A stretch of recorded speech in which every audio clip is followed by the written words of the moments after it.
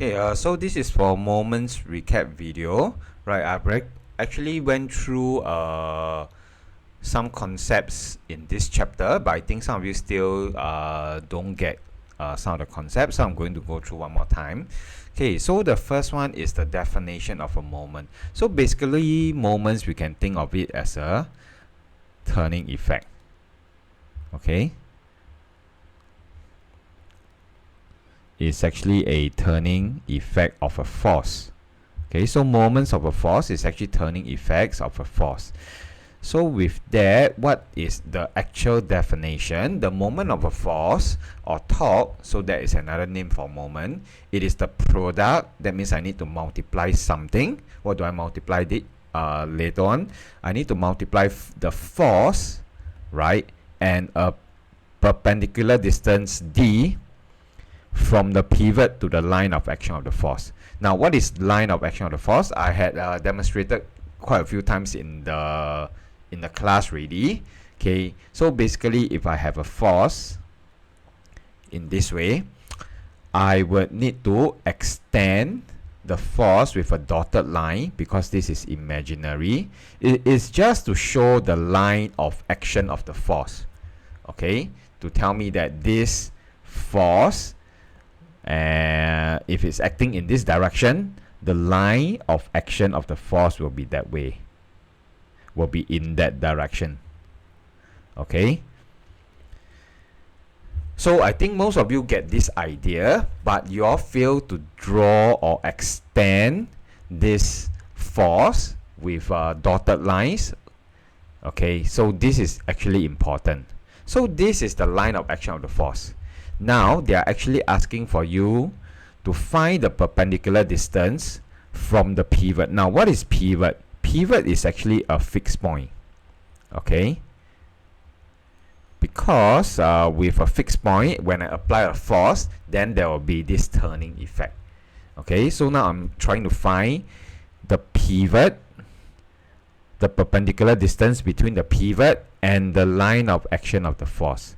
Okay, you see that the force is in this direction, it's going vertically downward. So if I were to draw dotted lines, okay, to extend, to show the line of action of the force, it will look like this.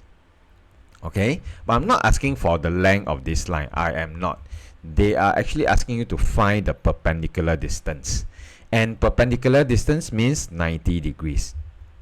Okay, so this is actually the perpendicular distance, right, between the pivot and the line of action of the force. Okay, I will have one more example.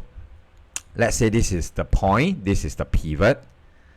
Okay, and I have a force here. Okay, so if I were to ask you to find the perpendicular distance, it's going to be quite difficult, right? So the first thing that you always need to do is to extend the force with to show its line of action. Okay, can you see now that with the line of action, it is easier to determine the perpendicular distance? Let's do this again. Extend the force to show the line of action of the force. Okay, just draw a reasonable length forward and backward. So with this, I can actually see that this is going to be my perpendicular distance, and it is actually 90 degrees, right? And it is actually the shortest distance between this line and the pivot. But before that, if I were to just have the pivot and the force over here, is most students will make this mistake and say that this is the perpendicular distance, and this is not. Right, what the student failed to do is to extend the line of action of the force as I've done over here correctly. So I need to always be able to find this perpendicular distance, and this is always the more difficult part. Okay, so now that you have understood how to find the perpendicular distance, what do I multiply it with? I multiply it with the force that is being exerted, and with that I can find moment. So take note that moment's SI unit is Newton meter, because it is a multiplication of the force newtons and perpendicular distance of m. That's why we have the perpendicular distance, we have the moment as having an SI unit of Newton meter. Okay, I will now go through this question which is in your notes, okay, and it's very complicated, okay, but trust me, in O level you won't see this kind of complicated question. This is just to stretch you, okay, so don't worry so much about it. So in this diagram you actually see that there are 6 forces.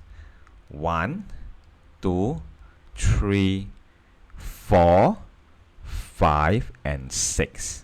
Okay, so 6 forces are acting on this L-shaped rod over here.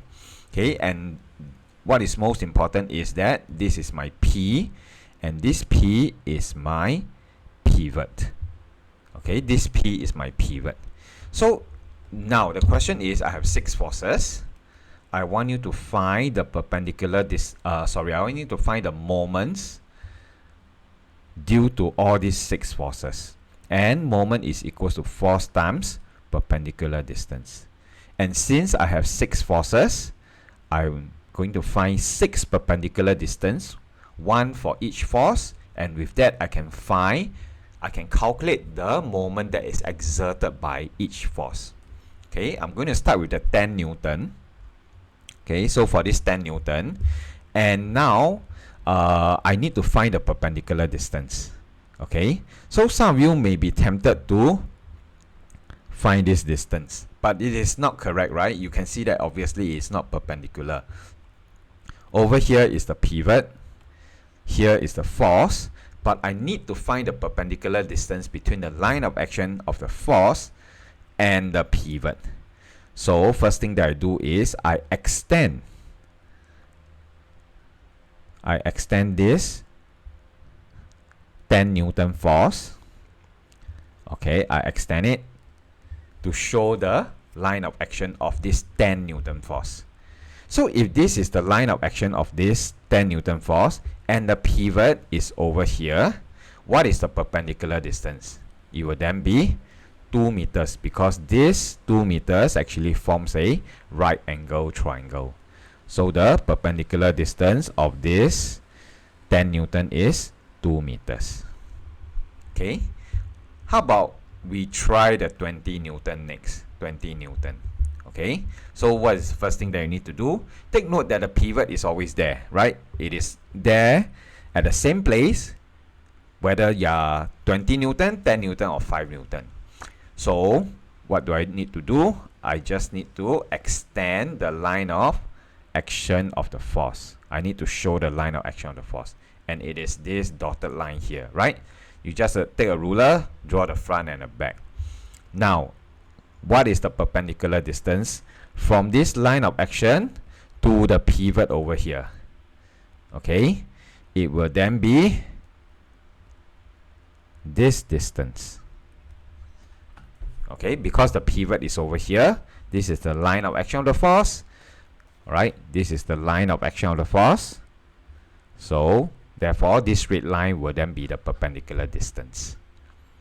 Okay, and again, let me assure you, O-level questions won't be so difficult. So it is actually quite easy to find the perpendicular distance if you follow my method of extending the force to show the line of action of the force.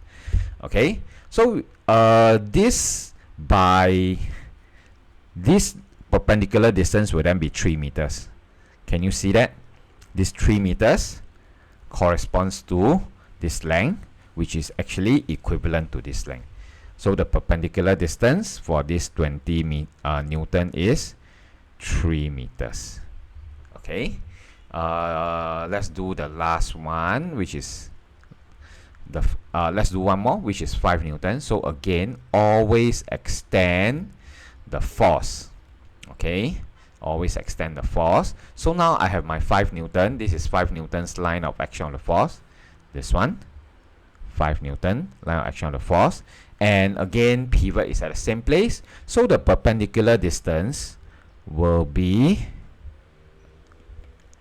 this green line here. Okay, this will be the perpendicular distance of the line of action of the force to the pivot.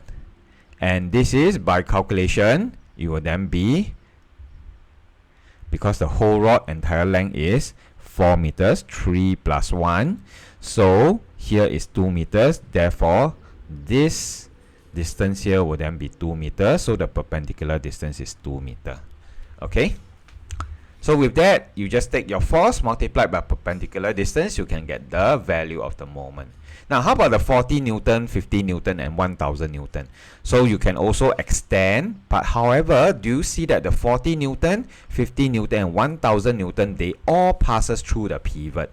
If they pass through the pivot, then there is 0 perpendicular distance.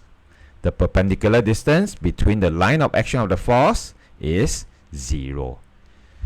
That means the moment will be 0, which in daily life, if you push a door at the pivot, the door will not swing open.